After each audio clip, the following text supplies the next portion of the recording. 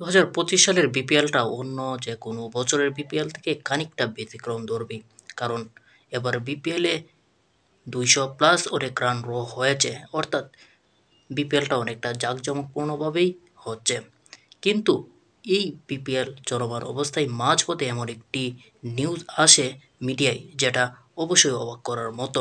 অর্থাৎ দুর্বার রাজশাহী তাদের অনুশীলন স্থগিত করেছে, আর এই কারণ হিসাবে তারা দাঁড় করেছে এখন পর্যন্ত তারা মালিক কর্তৃপক্ষের কাছ থেকে 1 টাকাও পারিশ্রমিক পাননি, যদিও প্রায় 25% টাকা আগিয়ে দেওয়ার কথা ছিল। আর এমনও গুঞ্জন শোনা গিয়েছে যে ম্যাচ পূর্ববর্তী তারা ম্যাচকেও বয়কট করতে পারে। বিষয়টি তাৎক্ষণিক বিসিবির কর্তাদের কাছে নিউজটি পৌঁছালে তারা তাড়াতাড়ি মিটিংয়ের আয়োজন করে এবং বিষয়টি সলভ করার চেষ্টা করে।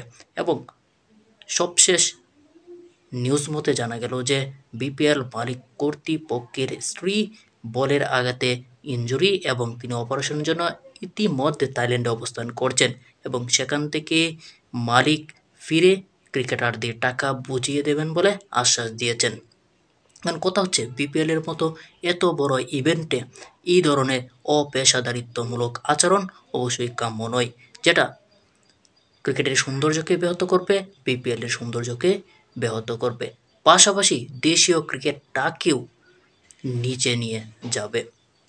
কারণ এই ধরনের অপেশাদারিত্বমূলক আচরণ ক্রিকেট বিশ্বে মানুষের কাছে যখন পৌঁছবে, তখন বিপিএলকে তারা ইগনোর করার চেষ্টা করবে।